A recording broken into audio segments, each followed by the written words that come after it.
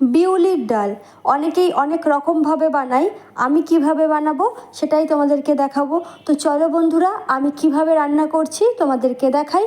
তার আগে বলে রাখি, তোমরা যদি আমার এই ভিডিওটা ইউটিউব থেকে দেখে থাকো সাবস্ক্রাইব করে দিও, আর ফেসবুক প্রোফাইল থেকে দেখে থাকলে পেজটিকে ফলো করে দিও। প্রথমেই দেখো, আমি কিন্তু বিউলির ডালটাকে কিছুক্ষণের জন্য ভালো করে জল দিয়ে ধুয়ে ভিজিয়ে রেখেছিলাম।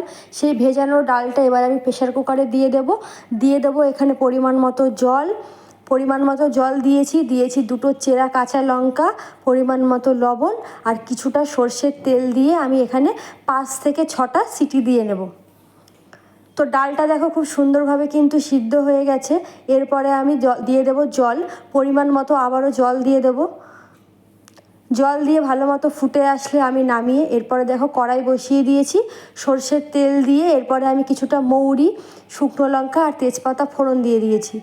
এরপরে দিয়ে দিচ্ছি কিছুটা আদা দিয়ে ভালো করে ভেজে নিচ্ছি। ভালো করে ভেজে নিয়ে এরপরে আমি সিদ্ধ ডালটা দিয়ে দেবো। সিদ্ধ ডালটা দিয়ে ভালো করে মিশিয়ে এখানে আমি দিয়ে দেবো হলুদ।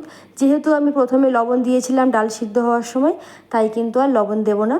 তো তারপরে দেখো সুন্দরভাবে ফুটে আসলে কিছুটা চিনি, ঘি আর গুঁড়ো গরম মশলা দিয়ে নামিয়ে নিলেই কিন্তু আমাদের বিউলি কলাইয়ের ডাল পুরোপুরি রেডি। তো চলো বন্ধুরা, আজকের মতো এইটুকুই। সবাই ভালো থেকো, সুস্থ থেকো।